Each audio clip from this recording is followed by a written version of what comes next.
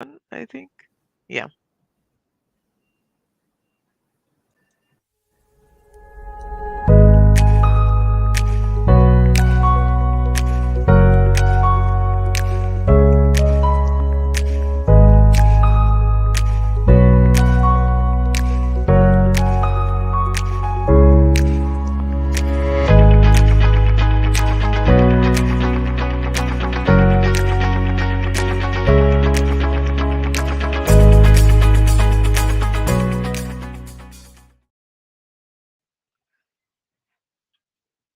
Awesome. We're live. Good morning, everyone. How are you today?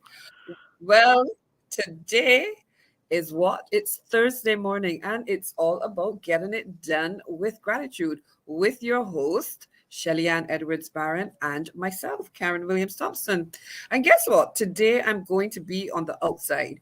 So please forgive any distracting noises, any horns, or anything else that you're here. But today we are continuing this conversation with gratitude. But just for those who are joining us for the first time today, welcome, welcome, welcome. Happy to have you with us. For those of you who have been going on this journey with us, we so appreciate you and thank you so much for giving us that support and encouragement to just continue showing up here. And of course, for those of you who will see this on the recording, we hope that you enjoy and that you will share your comments and thoughts with us.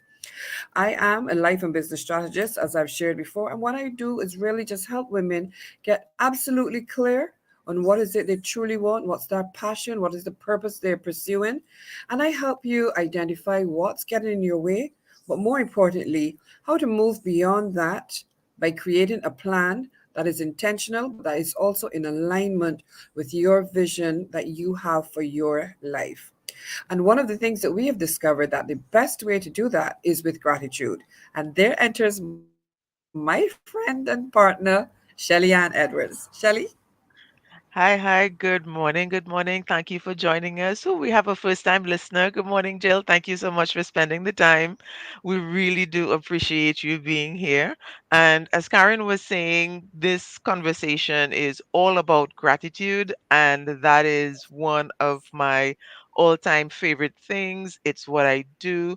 I help my clients develop the habit of gratitude so that they can build resilience to enjoy the process and the journey while they're achieving their goals. Because, sometimes when we get fixated on the end result, we forget that, life is a journey and there's a process happening. And many people believe that they have to, suffer until they achieve. But you can actually enjoy the process, even the ups and the downs, and, be get back up and go again when things don't work out quite well. And the best way to do that is with gratitude. So what I work with is something called the gratitude strategy. And we begin by saying it right. So we're looking at wording True, and how we true. speak to And this morning, ourselves. we had been hmm promising. Oh, I think there's a lag. Yeah, I was talking about the gratitude strategy. Um,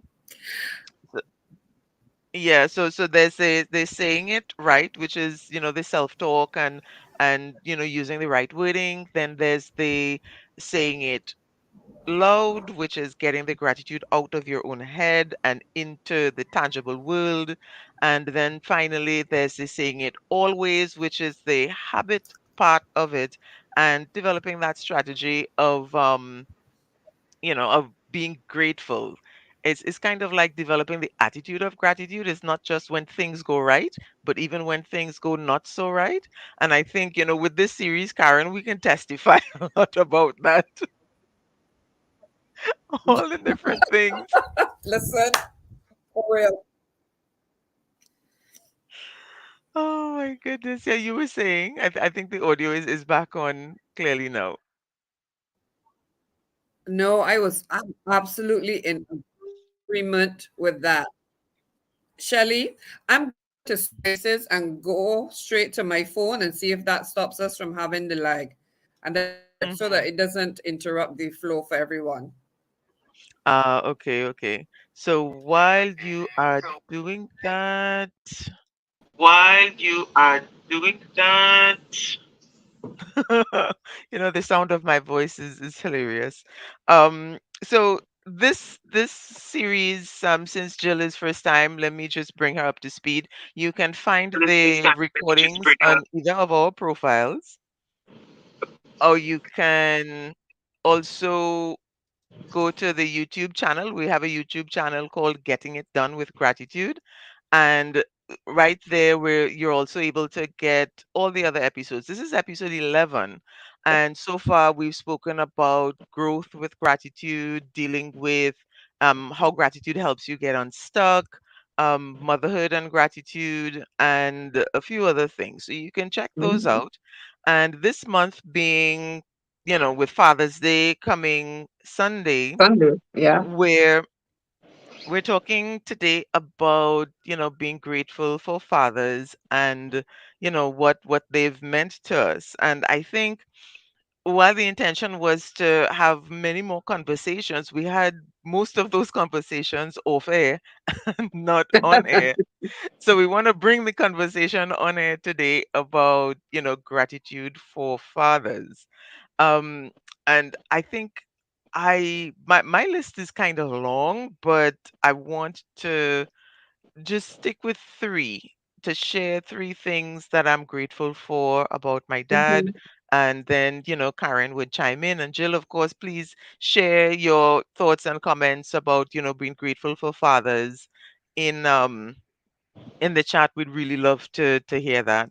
So for me, I think the presence of my dad, just him being there, was something growing up. I always knew him around, and I remember I used to think a lot. He was always into business, always into, some project or something. And for me right now, I my philosophy is that life is a project and you approach it that way, systematically. And every time I think about that, I remember my dad. So that part of me, in terms of the way I approach life, absolutely definitely came from him. And so that's the big number one for me. Number two, his sense of humor. And I always appreciate, the laughter, the jokes. Can't spend 5 minutes with daddy without laughing about something, right? And then the third thing is, um, I guess his, oh, how do I describe this? It's like I'm trying to choose all the, I feel I might have to go to five, but let me see if I could keep it to three. Yeah, that's a His, good place to start. yeah, it's like his his way of operating, way of doing things, in addition to that approach being project minded, he also is very adaptable. His philosophy is, if I can deal with it, I deal with it. If I can't, I find someone who can help me. If that That's doesn't really cool. happen, then it will flow over and something will work out. So That that is super cool. Yeah, that he is so laid back and chill. It boggles my mind. It's like things going up in flames and he's all calm and like, okay, what do we do about this? And I'm like, but didn't you see? He's like, yeah, but what do we do about it? Freaking out Yeah, isn't going to solve the problem. What can we do about this? That's what you need to yeah. think about. And so those three things, I think that really has laid a foundation for who I am today. That's wonderful.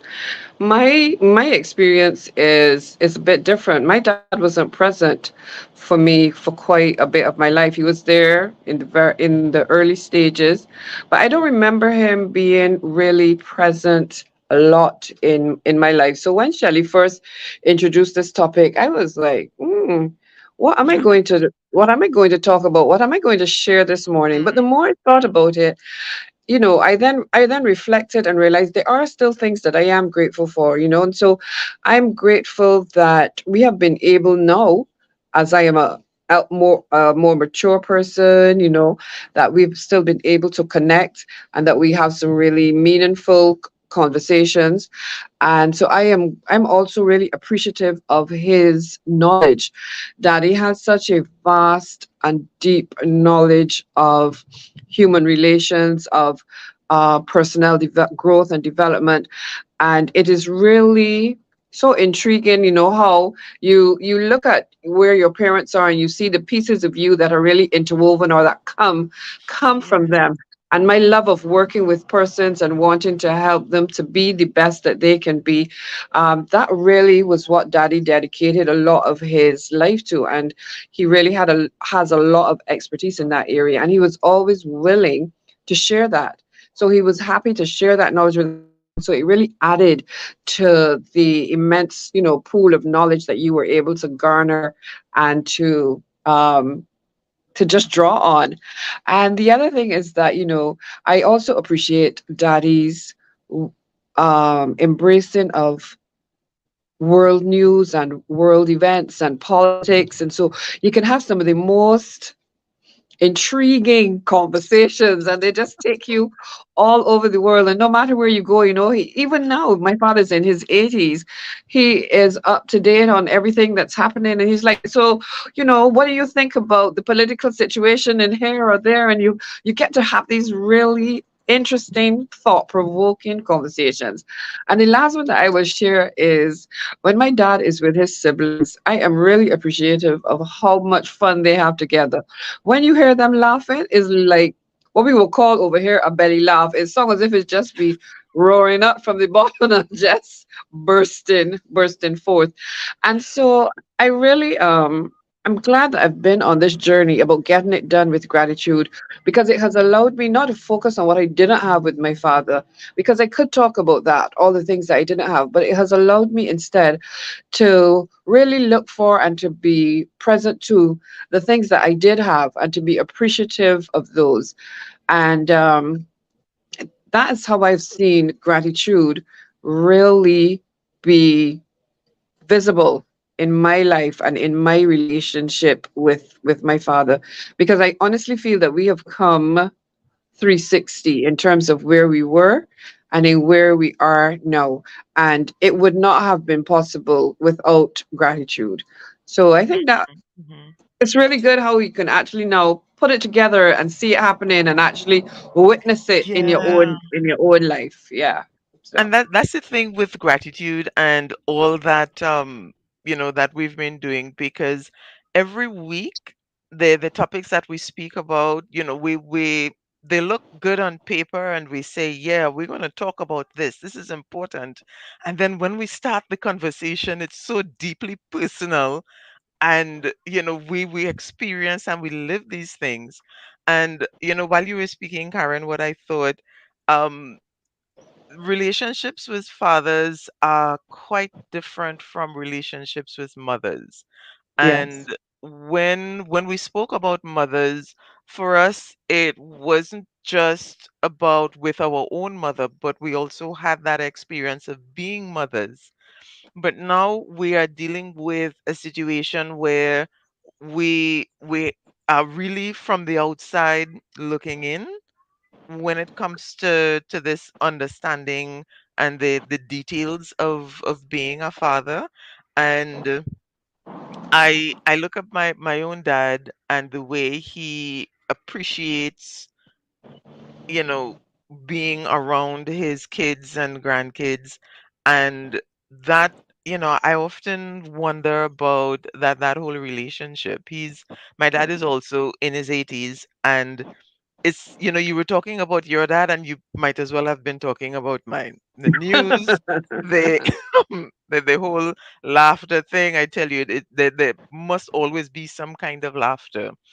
But Yeah. the relationships, it's something that we have to work at. It's not, because fathers are usually the ones who are more often outside of the home, working and providing and being that outside source of, inspiration, contact, etc. But they're not quite often there as much as, and the interaction is not as lengthy often.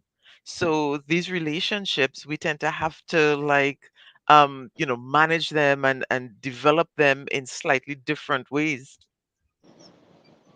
Yeah, and sometimes it's difficult for people because I mean, we talked about when we talked about mothers, we talked about those women who really wanted to be moms, but through different reasons and different things that have happened in their life, they were not able to have that experience, but they still had the experience of mothering someone or some other persons in their lives at some part in their journey. And I think it's a similar thing for fathers. A lot of time we see fathers, and sometimes we're tempted to be judgmental, to say you should, or why didn't you, or how come. And sorry about that noise. And but we have to then appreciate that they too are in their own, they too are having their own experiences. And we don't always know what that is because it may not be shared with us. So this is where the gratitude comes in as well, because it allows us to relate to persons where they are. Because there are circumstances that where fathers may want to have more of a role, but it's not possible for whatever reason. So there are things that we really need to be present to, or we need to relate to. And doing it with gratitude helps us not to be judgmental. And I think that's one of the other really important things about gratitude. You can't judge anyone if you're really approaching it from a place of gratitude. And men who father as well, there are those who have the same experience as the women, where they want to be fathers, but they may not be able to be a biological father. But you know what? They show up in the community, they show up in the schools, they show up in the workplace, and they mentor. And they Hmm. mentor people, and both men and women, in a very meaningful way. So it's I agree with you that we have to look at it from a different perspective, because as women, we are women, but so we are actually just looking in and on. So from a male's perspective, it's really going to be something different, I think. What do you think? Yeah, I think, and you know what, as you said that, I'm thinking, um, how can we get that perspective? And for me, um, it's it's really about having those conversations whenever Yeah, yeah, possible. So while rather than, assuming or simply saying, "Hey, we don't understand because we're on the outside," ask a question. yeah, So, when sometimes I ask my husband and I ask my dad, because we have that kind of relationship now that I could ask him, um, yeah, what is it like being a father and a grandfather? And he also mentors a lot of people. He's the kind of person that his phone, whenever we're together, his phone would ring at least twice. And these are people who, they would call him and just ask questions. And the way he just freely gives knowledge, you have a question, you ask. He doesn't even think about, like, okay, I'm a consultant and I have all these years of experience, so I need to have this whole consultancy thing. No, it's just, yeah, you have a question, you need the information. If I have it, I give it. And yes, yeah. so I ask quite often. And I feel like these conversations need to be had, not just talking about fathers, but But talking talking with with, fathers. Yes, yeah, yeah, yes. yeah. And when you said that about the knowledge just now, a memory popped into mind. And I remembered when I was at university and I was doing my human resources module, and we were in a group and we had a group project. And dad just said, you know what, when you all have written the paper and you've put everything together and you want me to look at it and give you any guidance and such, I'd be happy to. And so we did that, and he happened to be here at the time, and of course we ran over and we went through everything. Needless to say, we got an A. Needless to say, we got an Nice. A.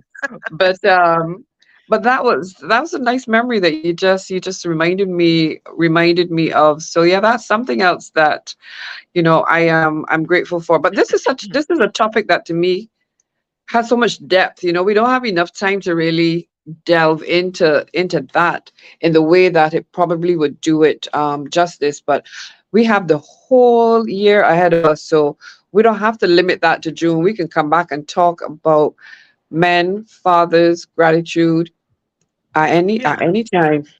Yeah, I think we should and definitely look for a guest. I was trying to see if I could get my dad to come on, but it's Oh, the cool. time.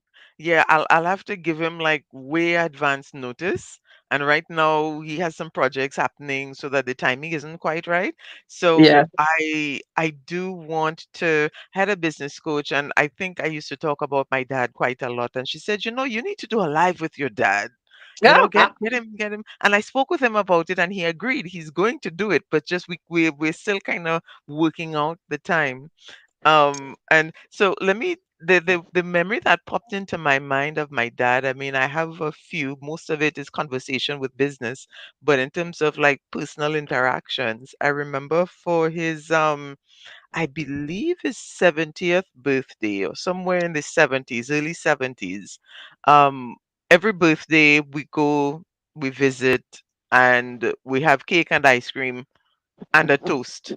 And he insists everybody has to toast. So we don't have like one or two. So if there are like 10 of us, we have to represent. So somebody has to represent the grandchildren. Somebody has to represent. And during that whole activity, you know, the kids, my kids, and you know, they were pretty young, and they decided to have fun with grandpa, and they took off, you know, the scrunchies, and they parted his hair and they gave him two ponytails.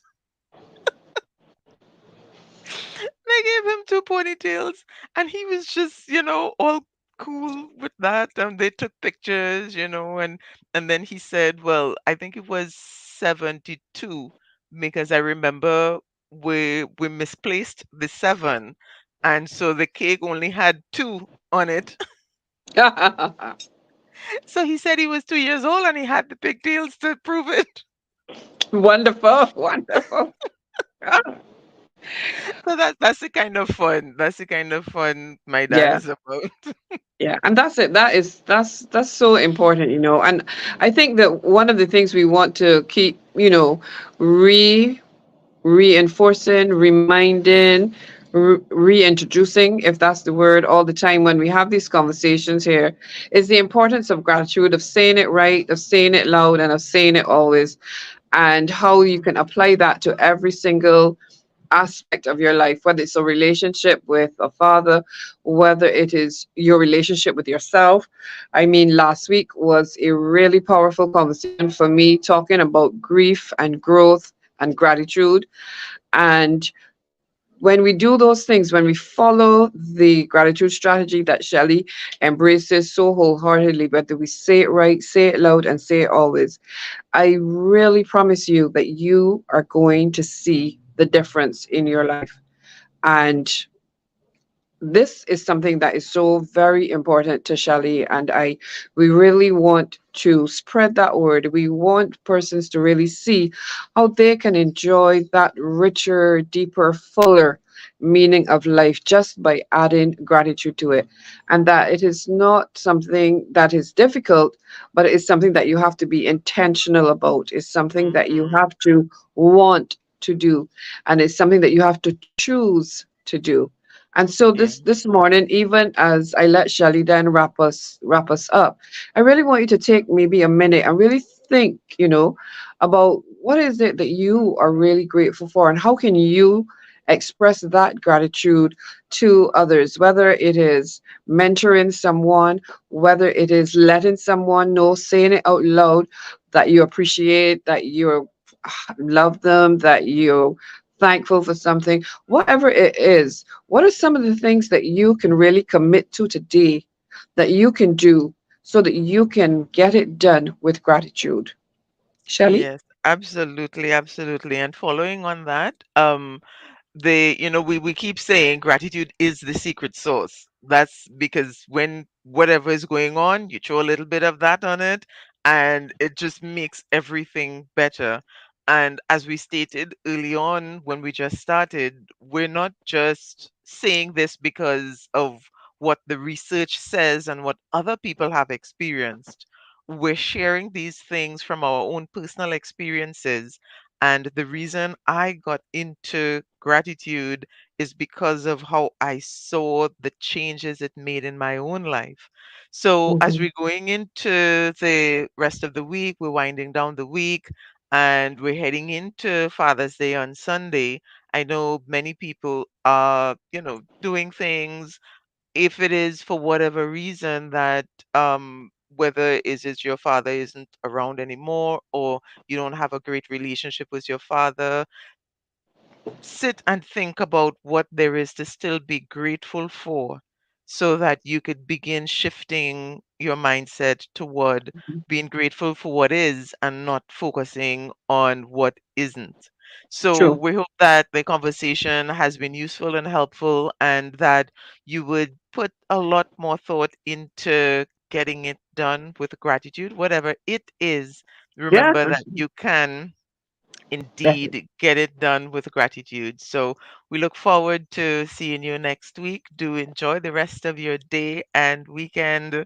Happy Father's Day, everybody. Happy Bye Father's bye. Day.